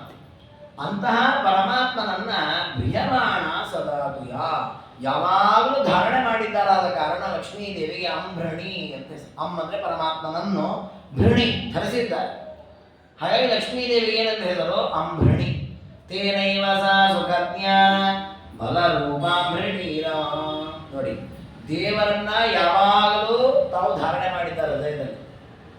ಜೊತೆಗೆ ದೇವರನ್ನ ಯಾವಾಗಲೂ ನಾನು ಆಶ್ರಯಿಸಿದ್ದೇನೆ ಅನ್ನೋ ಜ್ಞಾನವೂ ಇದೆ. ನೋಡಿ, ಎರಡೂ ಬೇಕು. ತಮ್ಮ ಹೃದಯದಲ್ಲಿ ದೇವರ ಚಿಂತನೆಯನ್ನು ಮಾಡೋದು ಒಂದು ಭಾಗ. ನಾವು ನಮ್ಮ ಹೃದಯದಲ್ಲಿ ದೇವರನ್ನು ಧ್ಯಾನ ಮಾಡ್ತೇವೆ ಅಂದ್ರೆ ಏನಾಯ್ತು? ದೇವರು ನಮ್ಮೊಳಗಿದ್ದಾನೆ. ಹಾಗಾದ್ರೆ ದೇವರಿಗೆ ನಾವು ಆಶ್ರಯ ಆಗ್ತೀವಿ ಅಂತ ಅಹಂಕಾರ ಪಡಬಾರದು. ನಮ್ಮನ್ನು ಹೊತ್ತೋನು ಆ ಪರಮಾತ್ಮನೇ. ಅಂದ್ರೆ ನಮ್ಮ ಒಳಗೂ ಇದ್ದಾನೆ ದೇವರು, ನಮ್ಮ ಹೊರಗೂ ಇದ್ದಾನೆ. ಈ ಎರಡೂ ಜ್ಞಾನ ಇದೆ. ಹಾಗಾಗಿ ತೇನೈವ ಸಹ ಸುಖ ಜ್ಞಾನ ಬಲ ರೂಪ. ಲಕ್ಷ್ಮೀ ದೇವಿಯ ಪ್ರತೀಕ್ಷಣೆ ಇರಂತೆ ನನಗಿರುವಂತಹ ಜ್ಞಾನ, ನನಗಿರುವ ರೂಪ, ನನಗಿರುವ ಬಲ, ನನ್ನ ಪ್ರತಿಯೊಂದು ಚರ್ಯೆ ಎಲ್ಲವೂ ಕೂಡ ತೇನೈವ ಆ ಪರಮಾತ್ಮನಿಂದಲೇ ಬಂದಿರುವ. ನೋಡಿ, ಎಂಥ ಶುದ್ಧವಾದ ಜ್ಞಾನ. ಪ್ರಳಯ ಕಾಲದಲ್ಲಿ ಯಾರು ನೋಡೋದಿಲ್ಲ, ಹೇಳೋದಿಲ್ಲ, ಕೇಳೋದು ಒಬ್ಬರೇ ಹೇಳ್ತಾರೆ ಇವರು ಲಕ್ಷ್ಮೀದೇವಿ ಅಲ್ವಾ. ದೇವರ ಒಬ್ಬ ಬಿಟ್ಟು ಲಕ್ಷ್ಮೀದೇವಿ. ಹಾಗಾಗಿ ತಾವೆಲ್ಲ ಚಿಂತನೆ ಮಾಡುವ ಅನಿವಾರ್ಯತೆ ಇಲ್ಲ. ಅವ್ರ ಜನ ಇರಲಿ ಇಲ್ಲದೇ ಇರಲಿ, ಯಾವಾಗಲೂ ದೇವರಿಂದಲೇ ನನ್ನ ಪ್ರತಿಯೊಂದು ಕಾರ್ಯಗಳನ್ನು ಶುದ್ಧವಾದ ತತ್ವಜ್ಞಾನ ಹೊಂದಿರುವವರು. ಹಾಗಾಗಿ ತೇನೈವ ಸಹ ಆ ಪರಮಾತ್ಮನ ಎರಡು ರೀತಿಯ ಧಾರಣೆ. ಪರಮಾತ್ಮನಿಂದ ಧರಿಸಲ್ಪಟ್ಟವರು ತಾವು ತಮ್ಮ ಹೃದಯದಲ್ಲಿ ಪರಮಾತ್ಮನಿಗೆ ಯಾವಾಗಲೂ ಧಾರಣೆ ಮಾಡಿದ್ದಾರೆ. ಅದಕ್ಕೆ ಲಕ್ಷ್ಮೀ ದೇವಿಯ ರೂಪಕ್ಕೆ ಅಂಬರಣಿ ಅಂತ ಕರೀತಾರೆ. ಅಂತಹ ಅಂಬರಣಿ ದೇವಿ ಏನಿದ್ದಾರೆ ಅವರು ಪರಮಾತ್ಮನನ್ನು ಸ್ತೋತ್ರ ಮಾಡಿದಂತೆ ವೇದ ಮಂತ್ರಗಳಿಂದೆಲ್ಲ ಸ್ತೋತ್ರ ಮಾಡಿದ್ರು. ದೇವರೇ, ನೀನು ಯೋಗ ನಿದ್ರೆಯಲ್ಲಿದ್ದೀಯಾ, ಅದು ನೀನೀಗ ಜಗತ್ತಿನ ಸೃಷ್ಟಿಯನ್ನು ಮಾಡಬೇಕು. ಸೃಷ್ಟಿ ಮಾಡುವ ಮೊದಲು ಮೋಕ್ಷವನ್ನು ಕೊಡಬೇಕು, ಆಮೇಲೆ ಸ್ಥಿತಿ ಮಾಡಬೇಕು, ಸಂಹಾರ ಮಾಡಬೇಕು. ನಿತ್ಯದಂತೆ ಅಂದರೆ ಯಾವಾಗಲೂ ಯಥಾಪೂರ್ವ ಅಕಲ್ಪಯತ, ಹಿಂದೆ ಹೇಗಿತ್ತೋ ಅದೇ ರೀತಿ ಮುಂದಿನ ಕಾರ್ಯಗಳು ನಡಿಬೇಕು ಅಂತ ಹೇಳಿ ಅಂಬರಣಿ ದೇವಿ ಸ್ತೋತ್ರ ಮಾಡಿದಾಗ ಪರಮಾತ್ಮ ಆ ಸ್ತೋತ್ರವನ್ನು ಕೇಳಿದಂತೆ. ಲಕ್ಷ್ಮೀ ದೇವಿಯ ಸ್ತೋತ್ರವನ್ನು ಆಲಿಸಿ ತಾಂ ವೀಕ್ಷ್ಯ ಜಗಮೇ ವಿಷ್ಣು, ದೇವರ ಆಲೋಚನೆ ಮಾಡಿದ, ನಾನು ಲಕ್ಷ್ಮೀ ದೇವಿಯ ಪ್ರಾರ್ಥನೆಗೆ ಮನ್ನಿಸಿ ಮೊದಲು ನಾನು ಮೋಕ್ಷವನ್ನು ಕೊಡಬೇಕು. ಯಾರಿಗೆಲ್ಲ ಮೋಕ್ಷವನ್ನು ಹೋಗ್ಲಿಕ್ಕೆ ಅರ್ಹತೆ ಇದೆ, ಸಾಧನೆ ಮುಗಿಸಿಕೊಂಡು ಇನ್ನು ಮೋಕ್ಷಕ್ಕೆ ಹೋಗ್ಲಿಕ್ಕೆ ತಯಾರಾಗಿ ಕೊಡುತ್ತಿದ್ದಾರೆ, ಅವರಿಗೆ ಮೋಕ್ಷ ಕೊಡಬೇಕು ಅಂತ ಆಲೋಚನೆ ಮಾಡಿ ಪರಮಾತ್ಮ ತಾನು ನಾನಾ ರೂಪಗಳನ್ನು ಧಾರಣೆ ಮಾಡಿದ. ನಾನಾ ರೂಪಗಳಲ್ಲಿ ಮೊದಲು ಧಾರಣೆ ಮಾಡಿದ್ದು ಯಾವುದು ಅಂತಂದ್ರೆ ವಾಸುದೇವ ಭಾರ್ಯಾಭೂನ್ ಮಾಯಾ ಸಂಕರ್ಷಣಸ್ಯ ಚ ಏವಂ ಸಂಚಿತ್ಯ ದೇವೇನ ಸ್ವಯಂ ನಾರಾಯಣ ಪ್ರಭು. ಹೀಗೆ ಪರಮಾತ್ಮ ಆಲೋಚನೆಯನ್ನು ಮಾಡಿ ನಾನು ಲಕ್ಷ್ಮೀದೇವಿಯ ಜೊತೆಗೆ ವಿಹಾರವನ್ನು ಮಾಡ್ತೇನೆ, ಲಕ್ಷ್ಮೀದೇವಿಯ ಪ್ರಾರ್ಥನೆಯಂತೆ ಮುಂದಿನ ಕಾರ್ಯಗಳನ್ನು ಮಾಡ್ತೇನೆ ಅಂತ ಆಲೋಚನೆ ಮಾಡಿ ಮೊದಲು 4 ರೂಪಗಳನ್ನು ಧಾರಣೆ ಮಾಡಿದ. ಅದನ್ನೇ ಒಂದು ವ್ಯೂಹ ಅಂತ ಕರೀತಾರೆ, ಚತುರ್ರೂಪಗಳ ವ್ಯೂಹ. ಯಾವುದದು? ವಾಸುದೇವ, ಸಂಕರ್ಷಣ, ಪ್ರದ್ಯುಮ್ನ, ಅನಿರುದ್ಧ ಅಂತ 4 ರೂಪ. ದೇವರ ಈ 4 ರೂಪ ಸ್ವೀಕಾರವಾದದ್ದು ಯಾವಾಗ? ಸೃಷ್ಟಿಯ ಆರಂಭ. ಅಂದರೆ ವಸುತ ಇಲ್ಲಿ ಒಂದು ಚಮತ್ಕಾರ ಇದೆ. ದೇವರ ಈ 4 ರೂಪಗಳು ನಿತ್ಯ. ಅಂದರೆ ಪ್ರಳಯ ಕಾಲದಲ್ಲಿ ಆಲದಲೆ ಮೇಲೆ ನಾರಾಯಣ ಮಲಗಿದ್ರು, ಆಗಲೂ ವಾಸುದೇವ ರೂಪ ಇದೆ, ಸಂಕರ್ಷಣ ರೂಪ ಇದೆ, ಪ್ರದ್ಯುಮ್ನ ರೂಪ ಇದೆ, ಅನಿರುದ್ಧ ರೂಪ ಇದೆ. ಆದರೆ ಆ ರೂಪಗಳು ಪ್ರತ್ಯೇಕವಾಗಿ ಕಾಣಲ್ಲ ಅಷ್ಟೇ. ಬೂದಿ ಮುಚ್ಚಿದ ಕೆಂಡರು ಅದು ಅಲ್ಲೇ ಇದೆ, ಕಾಣ್ತಾ ಇರೋದಿಲ್ಲ. ಯಾವಾಗ ಸೃಷ್ಟಿಯ ಕಾಲ ಬರುತ್ತೆ ಆಗ ಪ್ರದ್ಯುಮ್ನ ರೂಪ ಕಾಣುತ್ತೆ, ಮೋಕ್ಷ ಕೊಡುವಾಗ ವಾಸುದೇವ ರೂಪ ಕಾಣುತ್ತೆ. ಹೀಗೆ ಒಂದೊಂದು ಕಾರ್ಯದಲ್ಲಿ ಆ ರೂಪಗಳು ಗೋಚರವಾಗತ್ತೆ ವಿನಃ ಆ ಕಾಲದಲ್ಲಿ ಹುಟ್ಟಿತು ಅಂತಲ್ಲ, ಅದು ಅನಾದಿ ನಿತ್ಯವಾದ ರೂಪಗಳು. ಹಾಗಾಗಿ ಪರಮಾತ್ಮ ವಾಸುದೇವ ಅನ್ನುವ ತನ್ನ ರೂಪವನ್ನು ಪ್ರಕಟ ಮಾಡಿದ. ಆ ವಾಸುದೇವನ ಮಡದಿಯಾಗಿ ಮಾಯಾ ಅನ್ನುವ ಲಕ್ಷ್ಮೀದೇವಿಯ ರೂಪ ಪ್ರಕಟವಾದ ಮಾಯಾ. ಆಮೇಲೆ ಸಂಕರ್ಷಣಸ್ಯ ದೇವರು ಸಂಕರ್ಷಣ ಅಂತ ಒಂದು ರೂಪ ಧಾರಣೆ ಮಾಡಿದ. ಜಯಾಧಾಸಿ ಲಕ್ಷ್ಮೀದೇವಿ ಜಯ ಅನ್ನುವ ರೂಪವನ್ನು ಧಾರಣೆ ಮಾಡಿದ. ಅದಾದ ಮೇಲೆ ಪರಮಾತ್ಮ ಪ್ರದ್ಯುಮ್ನ ಅಂತ ರೂಪ ಧಾರಣೆ ಮಾಡಿದ. ಲಕ್ಷ್ಮೀದೇವಿ ಕೃತಿ ಎನ್ನುವಂತಹ ರೂಪವನ್ನು ಧಾರಣೆ ಮಾಡಿದರು. ಅದಾದ ಮೇಲೆ ಪರಮಾತ್ಮ ಅನಿರುದ್ಧ ಅಂತ ರೂಪ ಧಾರಣೆ ಮಾಡಿದ. ಲಕ್ಷ್ಮೀದೇವಿ ಶಾಂತಿ ಎನ್ನುವ ರೂಪವನ್ನು ಧಾರಣೆ ಮಾಡಿದ. ಹೀಗೆ ದೇವರು ನಾರಾಯಣ, ಲಕ್ಷ್ಮಿ, ಲಕ್ಷ್ಮಿಗೆ ಅಂಬರಣಿ ಅಂತ ಹೆಸರು, ಎರಡು ರೂಪಗಳಿತ್ತು. ಈ ಎರಡು ವ್ಯಕ್ತಿಗಳು ನಾಲ್ಕು ರೂಪ ತೆಗೆದುಕೊಂಡು ಒಟ್ಟು 5 ನಾರಾಯಣನ ರೂಪ, 5 ಲಕ್ಷ್ಮಿಯ ರೂಪ. ಈ 5 ರೂಪಗಳು ಹೇಗಿವೆ ಅಂದರೆ ನಿತ್ಯ ಸುಖಾತ್ಮಿಕೆ. ವಿಷ್ಣು ರಹಸ್ಯ ಹೇಳುತ್ತೆ, ಜ್ಞಾನ ಆನಂದ ನಿತ್ಯದಲ್ಲಿರತಕ್ಕ ರೂಪಗಳು. ಅಂದರೆ ಯಾವುದು ಪ್ರಾಕೃತ ರೂಪಗಳಲ್ಲ, ಚರ್ಮ ಮಾಂಸಾದಿಗಳಿಂದ ರೂಪಿತವಾದ ರೂಪಗಳಲ್ಲ. ಇಲ್ಲಿ ನಮಗೆ ಸಂತೋಷವಾಗುವ ವಿಚಾರ ಅಂದರೆ ಈ ಒಂದು ವಿಚಾರ ಸೃಷ್ಟಿಯ ಆರಂಭದಲ್ಲಿ ಪರಮಾತ್ಮ ಈ 4 ರೂಪ ತೆಗೆದುಕೊಂಡ ಅನ್ನೋ ವಿಚಾರ ಏನಿದೆ, ಇದರ ಆಚಾರ್ಯ ತಾತ್ಪರ್ಯದಲ್ಲಿ ಹೇಗೆ ಹೇಳಿದ್ದಾರೆ, ಯಥಾವತ್ತು ಇದು ಅದೇ ರೀತಿ. ಇದರ ಆಚಾರ ಆರಂಭದಲ್ಲಿ ಇದನ್ನ ಹೇಳ್ತಾರೆ, ಪರಮಾತ್ಮ ಮೊದಲು ವಾಸುದೇವ ರೂಪ ತೆಗೆದುಕೊಂಡ, ಆಮೇಲೆ ವಾಸುದೇವನ ಸೇವೆಗಾಗಿ ಲಕ್ಷ್ಮೀದೇವಿ ಮಾಯಾರೂಪ ತೆಗೆದುಕೊಂಡಳು ಅಂತ. ಈ ಒಂದು ಕ್ರಮವನ್ನೇನು ಆಚಾರ್ಯ ಹೇಳಿದ್ದಾರೆ, ಅದೇ ಕ್ರಮ ವಿಷ್ಣು ರಹಸ್ಯದಲ್ಲಿ ಕಾಣುತ್ತೆ. ಹಾಗಾಗಿ ಆಚಾರ್ಯರಿಗೂ ಕೂಡ ಸಮ್ಮತವಾದಂತಹ ಕೃತಿ ಇದು ಅಂತ ಗೊತ್ತಾಗುತ್ತೆ. ಅದಾದ ಮೇಲೆ ಪರಮಾತ್ಮ 4 ರೂಪ ತೆಗೆದುಕೊಂಡವನು ಚತುರ್ವಿಂಶತಿದ ಪಶ್ಚಾತ್ ದಶದಾಚ ಸಹಸ್ರದ. ಇನ್ನೊಂದು ಪರಮಾತ್ಮನ ವ್ಯೂಹ ಇದೆ, ಯಾವುದದು? ಕೇಶವಾದಿ ರೂಪಗಳ ವ್ಯೂಹ. ಅಂದರೆ 24 ರೂಪಗಳಿದೆ, ಕೇಶವಾದಿ 24 ರೂಪ, ಅದನ್ನು ಸ್ವೀಕಾರ ಮಾಡಿದ. ಅದಾದ ಮೇಲೆ ದಶಧ 10 ರೂಪಗಳು, ಮತ್ಸ್ಯಾದಿ 10 ರೂಪಗಳು ಪರಮಾತ್ಮನದು, ಅದನ್ನು ಸ್ವೀಕಾರ ಮಾಡಿದ. ಅದಾದ ಮೇಲೆ ಸಹಸ್ರದ 1000 ರೂಪಗಳಿದೆ ಪರಮಾತ್ಮನದು. ಯಾವುದದು ಅಂದರೆ ವಿಶ್ವಾದಿ ರೂಪಗಳು. ವಿಷ್ಣು ಸಹಸ್ರನಾಮ ಅಂತ ಪ್ರಸಿದ್ಧವಾದ ಕೃತಿ, ಅದರಲ್ಲಿ ವಿಶ್ವಂ ವಿಷ್ಣುರು ವಷಟ್ಕಾರ ಅಂತೆಲ್ಲ ಹೇಳ್ತೇವೆ ನಾವು. ಇದು ಕೇವಲ ದೇವರ ಹೆಸರುಗಳಲ್ಲ, ಅದೆಲ್ಲ ದೇವರ ರೂಪಗಳು. ಇದನ್ನು ಆಚಾರ್ಯರು ಐತರೇಯೋಪನಿಷತ್ತಲ್ಲಿ ಹೇಳ್ತಾರೆ. ವಿಶ್ವ ಅಂದರೆ ಒಂದು ರೂಪ ಇದೆ. ಉದಾಹರಣೆಗೆ ವೆಂಕಟೇಶೋ ವಾಸುದೇವ ಪ್ರದ್ಯುಮ್ನೋ ಮಿತ ವಿಕ್ರಮ ಅಂತ ವೆಂಕಟೇಶ ಸ್ತೋತ್ರ ಇದೆ. ಶ್ರೀಕೃಷ್ಣ ಕಮಲಾನಾಥೋ ವಾಸುದೇವ ಸಮ ಕೃಷ್ಣಾಷ್ಟೋತ್ತರ ಇದೆ. ಇದೆಲ್ಲ ಒಂದು ರೂಪದ 100 ಹೆಸರುಗಳು, 10 ಹೆಸರು, 20 ಹೆಸರು, ಒಂದೇ ರೂಪ, ಬೇರೆ ಬೇರೆ ಹೆಸರು. ದಾಶರಥಿ, ರಾಮ, ಜಾನಕಿಪತಿ, ರಾಮನಿಗೆ ಇರುವ ಹೆಸರುಗಳಿದೆಲ್ಲ. ಹಾಗೆ ವಿಷ್ಣು ಸಹಸ್ರನಾಮ ವಿಷ್ಣುವಿನ 1000 ಹೆಸರಲ್ಲ.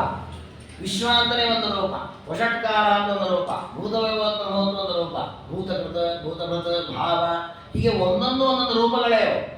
ಆ ಒಂದೊಂದು ರೂಪವನ್ನು ಪ್ರತಿಪಾದನೆ ಮಾಡಲಿಕ್ಕೆ ಒಂದೊಂದು ವೇದ ಮಂತ್ರಗಳಿವೆ. ಅದೇ ಬೃಹತಿ ಸಹಸ್ರ ಅಂತ 1000 ಮಂತ್ರಗಳು. ಹಾಗೆ 1000 ರೂಪಗಳ ದೊಡ್ಡ ಮಹಿಮೆ. ಆ 1000 ರೂಪಗಳನ್ನು ಪರಮಾತ್ಮ ಸೃಷ್ಟಿಯ ಆರಂಭದಲ್ಲಿ ತೆಗೆದುಕೊಂಡಿದ್ದಾನೆ. ದಶಧಾಚ ಸಹಸ್ರದ 1000 ರೂಪಗಳನ್ನು ಸ್ವೀಕಾರ ಮಾಡಿದ. ಅನಂತಧ ತಥೋ ಭೂತ್ವ, ಅದು ಸಾಕರಸ್ತೆ ಇನ್ನೊಂದು 100 ಸಾವಿರಾರು ಲಕ್ಷ ಕೋಟಿ ಅನಂತ ರೂಪವನ್ನು ಸ್ವೀಕಾರ ಮಾಡಿದ. ಲಕ್ಷ್ಮೀದೇವಿಯು ಕೂಡ ತಥೈವಾಸಿ ರಮಾಪಿ, ಲಕ್ಷ್ಮೀದೇವಿಯು ಅನಂತ ರೂಪವನ್ನು ಸ್ವೀಕಾರ ಮಾಡಿದ. ದೇವರ ಒಂದೊಂದು ರೂಪಕ್ಕೆ ಒಂದೊಂದು ಲಕ್ಷ್ಮೀದೇವಿ ರೂಪ. ದೇವರ 10 ತಗೊಂಡ್ರೆ ಇವರು 10, ದೇವರ 20 ಇವರು 20, ದೇವರ 50 ಇವರು 50. ಹೀಗೆ ಪ್ರತಿಯೊಂದು ಪರಮಾತ್ಮನ ರೂಪದ ಸೇವೆಗಾಗಿ ಲಕ್ಷ್ಮೀದೇವಿ ಒಂದೊಂದು ರೂಪದಿಂದ ಪರಮಾತ್ಮನ ಜೊತೆಗೆ ಇದ್ದಾರೆ. ಹೀಗೆ ದೇವರು ಸೃಷ್ಟಿ ಮಾಡುವ ಮೊದಲೇ, ಪ್ರಳಯ ಇನ್ನೂ ಮುಗುದಿಲ್ಲ, ಕೊನೆಯ ಭಾಗದಲ್ಲಿದೆ ಪ್ರಳಯ, ಆ ಕಾಲದಲ್ಲಿ ಇಷ್ಟು ರೂಪವನ್ನು ಸ್ವೀಕಾರ ಮಾಡಿ ಏನು ಮಾಡಿದ? ಮುಕ್ತರೊಟ್ಟಿಗೆ ವಿಹಾರ ಮಾಡಿದ. ಯಾರೆಲ್ಲ ಸಾಧನೆ ಮುಗಿದಿತ್ತೋ ಅವರಿಗೆಲ್ಲರಿಗೂ ಮೋಕ್ಷವನ್ನು ಕೊಟ್ಟನಂತೆ. ಅನ್ಯಾನಾವಿಧೋ ನಾರ್ಯ ಮುಕ್ತ ಸಂಸಾರ ಬಂಧನ ದೇವಪತ್ನ್ಯೋಪಿಯ ಮುಕ್ತಾಸ್ತತಾ ದೇವಾದಯ ಪರೇ. ದೇವರು ಈ ಒಂದು ಪ್ರಸಂಗದಲ್ಲಿ 2 ರೀತಿಯ ಸಾಧಕರಿದ್ದಾರೆ. ಒಂದು ಹಿಂದೆಯೇ ಮುಕ್ತರಾದವರು ಪರಮಾತ್ಮನಲ್ಲಿದ್ದರು, ಅವರನ್ನು ಕರ್ಕೊಂಡ್ಬಂದ ವಿಹಾರ ಮಾಡಲಿಕ್ಕೆ. ಇನ್ನು ಈಗ ಮೋಕ್ಷಕ್ಕೆ ಬರ್ಲಿಕ್ಕೆ ಸಾಧನೆ ಮಾಡಿ ಇನ್ನೂ ಮೋಕ್ಷ ಆಗಿಲ್ಲ ಅವರಿಗೆ, ಉಳಿದವರಿದ್ದರು ಹಿಂದಿನ ಕಲ್ಪದಲ್ಲಿ ಸಾಧನೆ ಮಾಡಿದವರು, ಅವರನ್ನು ಕರ್ಕೊಂಡ್ಬಂದ. ಉಳಿದವರೆಲ್ಲ ಪರಮಾತ್ಮ ದೂರದಲ್ಲಿದ್ದಾರೆ. ಈ ಇಷ್ಟೂ ಮುಕ್ತರೊಟ್ಟಿಗೆ ಸೇರಿ ಪರಮಾತ್ಮ ವಿಹಾರ ಮಾಡ್ತಾ ಇದ್ದಾರೆ. ಆ ಮುಕ್ತರೆಲ್ಲ ಹೇಗಿದ್ದಾರೆ ಅಂತಂದರೆ, ಎಲ್ಲರೂ ಸಂಸಾರದ ಬಂಧನದಿಂದ ಕಳಚಿ ಹೋಗಿದ್ದಾರೆ. ಯಾರಿಗೂ ಬಂಧನವೇ ಇಲ್ಲ, ಯಾರಿಗೂ ವಿಧಿ ನಿಷೇಧಗಳಿಲ್ಲ. ಅಲ್ಲ, ಯಾರೆಲ್ಲ ಇದ್ದಾರೆ? ಸಂಸಾರ ಬಂಧನವನ್ನು ಕಳಿಸಿಕೊಂಡು ಹೋದವರು ಕೇವಲ ಬ್ರಾಹ್ಮಣರು ಅಥವಾ ಕೇವಲ ಗಂಡಸರು, ಕೇವಲ ಮನುಷ್ಯರು ಹೀಗೇನಾರಿಲ್ಲ. ಅದಕ್ಕೆ ಹೇಳ್ತಾರೆ ದೇವ ಪತ್ನಿಯೋಪಿಯ ಮುಕ್ತ. ದೇವತಾ ಸ್ತ್ರೀಯರಿದ್ದಾರೆ, ದೇವತಾ ಪುರುಷರಿದ್ದಾರೆ, ಗಂಧರ್ವರು, ಯಕ್ಷ, ರಕ್ಷಾಂಸಿ, ಋಷಯ, ಗುಹ್ಯಕಾಸ್ತತ, ಗುಹ್ಯಕರು ಅಂತಿದ್ದಾರೆ. ಅದೊಂದು ದೇವ ಪಂಗಡ. ಅದೇ ರೀತಿ ಸಿದ್ಧರು ಅಂತ, ಹಾಗೆ ಋಷಿಮುನಿಗಳು, ಸಿದ್ಧ, ಅಪ್ಸರಸಶ್ಚೈವ, ಅಪ್ಸರಾ ಸ್ತ್ರೀಯರು, ಎಲ್ಲರಿಗೂ ಮೋಕ್ಷ ಇದೆ. ಕೇವಲ ಇವರು ಅವರು ಅಂತ ಯಾವ ಭೇದವೂ ಇಲ್ಲ ಪರಮಾತ್ಮನಲ್ಲಿ. ಸಾಧನೆ ಮಾಡಿಕೊಂಡು ಪರಮಾತ್ಮನಲ್ಲಿ ಭಕ್ತಿಯನ್ನು ಮಾಡಿ ವಿಷ್ಣು ಸರ್ವೋತ್ತಮ ಮತ್ತು ತತ್ವಜ್ಞಾನ ಚೆನ್ನಾಗಿದೆ ಅಂತ ಆದರೆ ಒಂದು ಹುಲ್ಲು ಕಡ್ಡಿಗೂ ಕೂಡ ಪರಮಾತ್ಮ ಮೋಕ್ಷವನ್ನು ಕೊಡುತ್ತೆ. ಅದಕ್ಕೆ ಶಾಸ್ತ್ರ ಹೇಳಿದ್ದು ಜ್ಞಾನೇನೈವ ಪರಂ. ಶುದ್ಧವಾದ ತತ್ವಜ್ಞಾನ ಯಾವಾಗ ಆಗತ್ತೆ ಅವರಿಗೆ ಮೋಕ್ಷ. ಅದು ಯಾವ ಜಾತಿಯಲ್ಲಾಗೋದು, ಯಾವ ಮತದಲ್ಲಾಗೋದು, ಎಲ್ಲೂ ಆಗೋದು. ಸರ್ವೇ ಮುಕ್ತ ಗಣಾಸ್ತಾಯಿ ಮಮ ರೂಪಾಣಿ ಸರ್ವಶಃ ವೈಕುಂಠಾದಿ ಸ್ಥಿತಾಶ್ಚಯೇ ಸ್ವೇ ಸ್ವೇಚ್ಛಯ ಯುಷಂತೆ ಸ್ಮ ತತ್ತ ಬ್ರಹ್ಮ ಪುರಸ್ಸರ.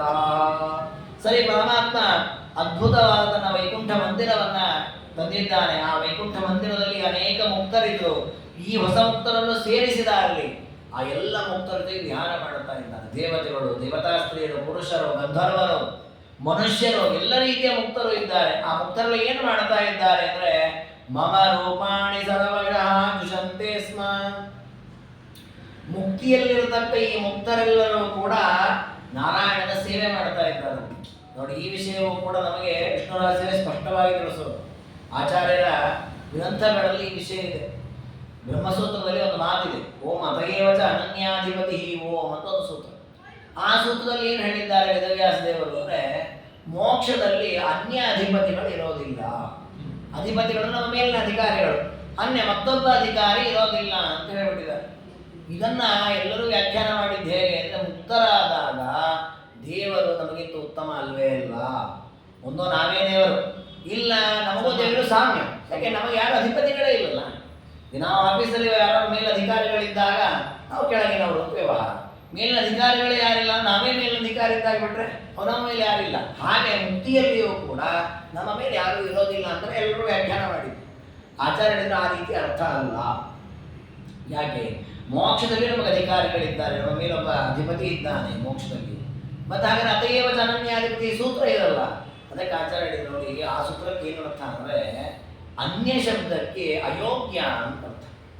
ಈಗ ನಮಗೆ ನಮ್ಮ ಮೇಲಿನ ಅಧಿಕಾರಿ ಯೋಗ್ಯನೇ ಬರ್ತಾನೆ ಅಂತಿಲ್ಲ ಅಲ್ವಾ. ಇವತ್ತು ನಾವು ಲೋಕದಲ್ಲಿ ನೋಡ್ತೇವೆ, ನಮಗಿಂತ ಕೆಳದರ್ಜೆಯಲ್ಲಿ ಇರ್ತಾನೆ, ಅದು ಓದಿದ್ದು, ಬುದ್ಧಿಯೂ ಕಡಿಮೆ, ಯಾವುದೋ ಇನ್ಫ್ಲೂಯೆನ್ಸ್ ಮೇಲೆ ನಮಗಿಂತ ಮೇಲೆ ಬಂದಿರ್ತಾನೆ, ನಮ್ಮನ್ನ ಚೆನ್ನಾಗಿ ರುಬ್ತಾನ, ನಾವೆಲ್ಲ ಅನುಭವಿಸ್ತೇವೆ. ಯಾಕೆ ಹೀಗಾಗತ್ತೆ? ಕರ್ಮ, ಪ್ರಾರಬ್ಧ ಕರ್ಮದ ಫಲ. ಹಾಗಾಗಿ ಈ ಸಂಸಾರಾವಸ್ಥೆಯಲ್ಲಿ ನಮ್ಮ ಮೇಲಿನ ಅಧಿಕಾರಿಗಳು ನಮಗಿಂತ ಉತ್ತಮರು ಅಥವಾ ನಮಗಿಂತ ಯೋಗ್ಯರೇ ಆಗಬೇಕು ಅಂತಿಲ್ಲ. ಅಯೋಗ್ಯನೋ ಅಧಿಪತಿ ಆಗ್ತಾನೆ. ಅಯೋಗ್ಯನ ಮಾತನ್ನ ನಾವೆಲ್ಲ ಕೇಳುವ ಪ್ರಸಂಗ ಇದೆ. ಈ ರೀತಿಯ ಪ್ರಸಂಗ ಮೋಕ್ಷದಲ್ಲಿ ಇದೆ. ಮೋಕ್ಷದಲ್ಲಿ ಯಾವತ್ತೂ ನಮಗಿಂತ ಉತ್ತಮರೇ ನಮಗೆ ಅಧಿಕಾರಿಗಳು, ನಮಗೆ ಅಧಿಪತಿಗಳು. ಹಾಗಾದ್ರೆ ಈ ಸಮಸ್ಯೆ ಬರಲ್ಲ ಅಲ್ವಾ. ನಮ್ಮ ಅಪ್ಪನಿಗೆ ನಾವು ನಮಸ್ಕಾರ ಮಾಡಿ ಬೇಸರ ಇದಾಗಿಲ್ಲ. ಯಾಕೆ ನಮ್ಮ ಅಪ್ಪ ನಾವು ಯಾವತ್ತೂ ಉತ್ತಮ ಯೋಗ್ಯನೇ. ಅದೇ ಇನ್ಯಾರೋ ಅಯೋಗ್ಯನಂತಂದು ಕೂಡಿಸಿದ್ರೆ ಇವನಿಗೆ ನಮಸ್ಕಾರ ಮಾಡಪ್ಪ ನಿಮ್ಮಪ್ಪ ನಾವು ಸಿಟ್ಟು ಬರುತ್ತೆ. ಹಾಗೆ ಮೋಕ್ಷದಲ್ಲಿ ನಮ್ಮ ಯೋಗ್ಯತೆಗೆ ತಕ್ಕದಾದ ನಮಗಿಂತ ಉತ್ತಮನಾದ ಅಧಿಕಾರಿಗಳು ನಾವು ಬೇಸರ ಆಗೋದೇ ಇಲ್ಲ. ಆ ಒಂದು ವಿಚಾರವನ್ನು ಆಚಾರ್ಯರು ಸೂತ್ರ ಭಾಷ್ಯಾದಿಗಳಲ್ಲಿ ಸಮರ್ಥನೆ ಮಾಡಿದ್ದಾರೆ. ನೋಡಿ, ಆ ಒಂದು ವಿಚಾರ ವೇದವ್ಯಾಸದಲ್ಲಿ ಸಮ್ಮತ ಅಂತ ಗೊತ್ತಾಗೋದು ಹೇಗೆ ಅಂದರೆ ವಿಷ್ಣು ರಹಸ್ಯ ಹೇಳುತ್ತೆ, ಸ್ವೇ ಸ್ವೇಚ್ಛೆಯ ಜುಷಂತೆ ಸ್ಮ ತತ್ತದ್ ಬ್ರಹ್ಮ ಪುರಸ್ಸರ. ಮುಕ್ತಿಯಲ್ಲಿಯೂ ಕೂಡ ಮುಕ್ತರು ಪರಮಾತ್ಮನ ಸೇವೆ ಮಾಡುತ್ತಾರೆ, ಪರಮಾತ್ಮನ ಭಕ್ತರಾಗಿದ್ದಾರೆ ವಿನಃ ಪರಮಾತ್ಮನ ಸಾಮ್ಯವನ್ನು ಹೊಂದಿಲ್ಲ. ಅಲ್ಲಿಯೂ ಕೂಡ ಚಮತ್ಕಾರ ಏನು ಅಂದರೆ ಪರಮಾತ್ಮ ಹಗ್ಗ ಕಟ್ಟಿ ಅವರ ಹತ್ರ ಸೇವೆ ಮಾಡಿಸ್ಕೊಳ್ತಾ ಇರೋದಲ್ಲ, ಸ್ವೇಚ್ಛೆ ಅವರೇ ತಮ್ಮ ಇಚ್ಛೆನ ಮಾಡ್ತಾನೆ. ಯಾರು ಈಗ ಬಂಧ ಮಾಡಿಲ್ಲ, ಈಗ ಬಂದು ದೇವ್ರ ಸೇವೆ ಮಾಡಬೇಕಪ್ಪ, ದೇವ್ರ ಪ್ರದಕ್ಷಿಣೆ ಹಾಕು, ಸೇವೆ ಮಾಡು, ದೇವ್ರ ಬಗ್ಗೆ ತಿಳ್ಕೋ, ಯಾರು ಹೇಳಲ್ಲ. ವಿಧಿ ನಿಷೇಧಗಳೇ ಇಲ್ಲ ಅಲ್ಲಿ. ತಾವಾಗಿಯೇ ಸ್ವಂತ ಆಸಕ್ತಿಯಿಂದ ಪರಮಾತ್ಮನ ಪಾದ ಪೂಜೆಯನ್ನು ಮಾಡ್ತಾರೆ, ಪರಮಾತ್ಮನ ಪೂಜೆ ಮಾಡ್ತಾರೆ, ಪರಮಾತ್ಮನಿಗೆ ಪ್ರದಕ್ಷಿಣೆ ನಮಸ್ಕಾರ ಮಾಡ್ತಾರೆ. ಕಾರಣ ಏನು ಅಂತಂದ್ರೆ ಅದು ಅವರಿಗೆ ಅಷ್ಟು ಸ್ವಭಾವ ಆಗಿದೆ. ಸ್ಟಾರ್ಟಿಂಗಲ್ಲಿ ಉಪನ್ಯಾಸಕ್ಕೆ ಬನ್ನಿ, ಶ್ರವಣ ಮಾಡಿ, ಊಟಕ್ಕೆ ಬನ್ನಿ, ಅದಕ್ಕೆ ಬನ್ನಿ ಕರಿಬೇಕು ನಾವು. ಆಗ ಒಂದು 50-60 ತಿಂಗಳುಗಳ ಕಳೆದು ಸಂಸ್ಕಾರ ಆಯಿತು ಅಂದ್ರೆ ಆಮೇಲೆ ನೋಡಿ ಅವರೇ ಕೇಳಿದ್ರೆ ಆಚಾರ್ಯ ಇವತ್ತು ಉಪನ್ಯಾಸ ಇದ್ವಾ, ಇವತ್ತು ಪಾಠ ಇದ್ವಾ, ಇದು ಬರಲ್ಲ. ಯಾಕೆ ನೋಡಿ ಸಂಸ್ಕಾರ ಆಗಿ ನೋಡಿ, ನಮಗೆ ಒಂದು 50-60 ವರ್ಷದಲ್ಲಿ ಸಂಸ್ಕಾರ ಆಗೋದಾದ್ರೆ ಎಷ್ಟೋ ಲಕ್ಷ ವರ್ಷಗಳಲ್ಲಿ ಸಾಧನೆ ಮಾಡಿ ಮೋಕ್ಷಕ್ಕೆ ಹೋದದ್ದು. ಹಾಗಾದ್ರೆ ಎಷ್ಟು ಸಂಸ್ಕಾರ ಆಗಿರಬಾರ್ದು ಆ ಜೀವನಿಗೆ. ಹಾಗಾದ್ರೆ ಆ ಸಂಸ್ಕಾರದ ಬಲದಿಂದ ಅವನು ಏನು ಮಾಡ್ತಾನೆ, ಪ್ರತಿ ಕ್ಷಣ ದೇವರ ಸೇವೆ ಮಾಡಬೇಕು ಅಂತಾನೆ ಆಲೋಚನೆ ಮಾಡ್ತಾನೆ. ಅದೇ ನಿಜವಾದ ಆನಂದ ಅಲ್ವಾ? ಸಾಮಾನ್ಯವಾಗಿ ನಾವು ಅನ್ಕೊಳ್ತೇವೆ ತಿನ್ನೋದು ಕುಡಿಯೋದು ಮಲ್ಕೊಳ್ಳೋದೇ ಒಂದು ಆನಂದ ಅಂತ. ಅಲ್ಲ, ಎಷ್ಟೋ ಜನ ತಿಂತಾರೆ, ಬೇಕಾದ್ರೆ ತಿಳಿ ಕೊಟ್ಟಿದ್ದಾರೆ, ಶ್ರೀಮಂತಿಗೆ ಇದೆ, ಏನು ತಿಂದು ಸುಖ ಆಗಲ್ಲ, ಏನು ಕುಡಿದು ಸುಖ ಆಗಲ್ಲ. ಹಾಗೆ ನಿಜವಾದ ಆನಂದ ಯಾವುದು ಅಂದ್ರೆ ಅವನ ಸ್ವರೂಪಕ್ಕೆ ಉಚಿತವಾದ ಒಂದು ಆನಂದ ಇದೆ. ಅದು ಸಿಕ್ಕಾಗ್ಲೇ ಆನಂದ. ಕೆಲವರಿಗೆ ಮನೆಯಲ್ಲಿ ಕೂತಾಗ್ಲೇ ಆನಂದ ಅನಿಸುತ್ತೆ, ಕೆಲವರಿಗೆ ಗಾಳಿ ಬೀಸಿದ್ರೆ ಆನಂದ ಅನಿಸುತ್ತೆ, ಕೆಲವರಿಗೆ ತಿಂದ್ರೆ ಆನಂದ ಅನಿಸುತ್ತೆ, ಕೆಲವರಿಗೆ ಹಾಡು ಕೇಳಿದ್ರೆ ಆನಂದ ಅನಿಸುತ್ತೆ. ಹಾಗಾದ್ರೆ ಅವರವರಿಗೆ ಉಚಿತವಾದ ಸುಖ ಪ್ರಾಪ್ತಿ ಆಗಬೇಕು. ಆ ಸುಖ ಪ್ರಾಪ್ತಿ ಆಗುವುದೇ ವೈಕುಂಠ. ಆ ಸುಖ ಪ್ರಾಪ್ತಿಯನ್ನು ಪರಮಾತ್ಮ ಕೊಡ್ತಾನೆ. ಅದನ್ನು ಅನುಭವಿಸುವಾಗ ಜೀವ ಮಾತ್ರ ಇದು ದೇವರಿಂದ ಬಂದದ್ದು ಅಂತ ಭಕ್ತಿಯಿಂದ ಸ್ವೀಕಾರ ಮಾಡ್ತಾನೆ. ಹಾಗಾಗಿ ಆ ಒಂದು ವಾಸನೆ ಇದೆ ಅವನ ಜೀವನಿಗೆ, ಏನಂತ, ನಾನು ಪರಮಾತ್ಮನ ದಾಸ ಅಂತ. ಈ ಒಂದು ತತ್ವವನ್ನು ವಿಷ್ಣು ರಹಸ್ಯ ಹೇಳುತ್ತದೆ. ಸ್ವೇ ಸ್ವೇಚ್ಛೆಯ ಜುಷಂತೆ ಸ್ಮ ತತ್ತದ್ ಬ್ರಹ್ಮ ಪುರಸ್ಕಾರ. ನೋಡಿ, ಇದು ಒಂದು ಅಪೂರ್ವ ವಿಚಾರವೇ. ಏನು ಅಂದ್ರೆ ಆಚಾರ್ಯರು ಹೇಳ್ತಾರೆ, ಈಗ ನೋಡಿ ನಾವು ಬ್ರಹ್ಮದೇವರಿದ್ದಾರೆ, ಬ್ರಹ್ಮದೇವರಿಗೆ ಮುಖ್ಯ ಪ್ರಾಣದೇವರು, ರುದ್ರದೇವರು, ಶೇಷಿಗೆಲ್ಲ ಇದ್ದಾರೆ. ಈ ಬ್ರಹ್ಮದೇವರ ಅಧೀನವಾಗಿ ನಾವೆಲ್ಲ ಇರುವಂಥದ್ದು. ಅವ್ರಿಗೆ 50 ವರ್ಷ ಆಗಿದೆ, 51ನೇ ವರ್ಷ, ಮುಂದಿನ 50 ವರ್ಷ ಇದೆ. ಆ 50 ವರ್ಷ ಮುಗಿದ್ರೆ ನಮ್ಮ ಸಾಧನೆ ಎಲ್ಲ ಆಗತ್ತೆ. ನಾವು ಮೋಕ್ಷಕ್ಕೆ ಹೋಗುವಾಗ ಮುಖ್ಯ ಪ್ರಾಣದೇವರು ನಮ್ಮ ಜೊತೆ ಮೋಕ್ಷಕ್ಕೆ ಬರಲ್ಲ. ಯಾಕೆ? ಮುಖ್ಯ ಪ್ರಾಣದೇವರು ಮುಂದಿನ ಕಲ್ಪದಲ್ಲಿ ಬ್ರಹ್ಮದೇವರಾಗ್ತಾರೆ. ಈ ಬ್ರಹ್ಮದೇವರ ಜೊತೆ ನಾವೆಲ್ಲ ಮೋಕ್ಷಕ್ಕೆ ಹೋಗ್ತೇವೆ. ನಾವು ಏನು ಮೋಕ್ಷಕ್ಕೆ ಹೋಗಿದ್ದೇವೆ, ನಮಗೆಲ್ಲ ಲೀಡರ್ ಯಾರು? ಬ್ರಹ್ಮದೇವರೇ. ತತ್ತದ್ ಬ್ರಹ್ಮ ಪುರಸ್ಕಾರ. ಇದು ಈ ಗುಂಪಿಗೆ, ಈ ಒಂದು ಇದಕ್ಕೊಂದು ಸಂಜ್ಞೆ ಕೊಟ್ಟಿರ್ತಾನೆ ಪರಮಾತ್ಮ. ಈ ಒಂದು ಗುಂಪಿನ ಅಧಿಪತಿ ಈ ಬ್ರಹ್ಮ. ಇದೇ ರೀತಿ ಹಿಂದಿನ ಕಲ್ಪದಲ್ಲಿ ಒಂದಿಷ್ಟು ಜನ ಸಾಧನೆ ಮಾಡಿ ಮೋಕ್ಷಕ್ಕೆ ಹೋದರು, ಅವರಿಗೊಬ್ಬ ಬ್ರಹ್ಮದೇವರಿದ್ದಾರೆ. ಮುಂದಿನ ಕಲ್ಪದಲ್ಲಿ ಈ ಮುಖ್ಯ ಪ್ರಾಣದಲ್ಲಿ ಬ್ರಹ್ಮದೇವರಾಗ್ತಾರೆ. ಆ ಒಂದು ದೊಡ್ಡ ಗುಂಪು ಹೋಗುತ್ತೆ. ಹೀಗೆ ಒಂದೊಂದು ಬ್ರಹ್ಮದೇವರಿಂದ ದೊಡ್ಡ ದೊಡ್ಡ ಗುಂಪುಗಳಿವೆ, ಮುಕ್ತರ ಗುಂಪು. ಆ ಎಲ್ಲ ಗುಂಪುಗಳಿಗೂ ಕೂಡ ಮೋಕ್ಷದಲ್ಲಿ ಅವರು ಲೀಡರ್ ಆಗೇ ಇರ್ತಾರೆ. ಮೋಕ್ಷದಲ್ಲಿ ಬ್ರಹ್ಮದೇವರ ಕೆಳಗೆ ನಾವೆಲ್ಲ ಇರೋದು. ಮೋಕ್ಷಕ್ಕೆ ಹೋದರೆ ಬ್ರಹ್ಮದೇವ ನೀವ್ಯಾರಿ ಅನ್ನೋ ಹಾಗಿಲ್ಲ. ಅಲ್ಲ,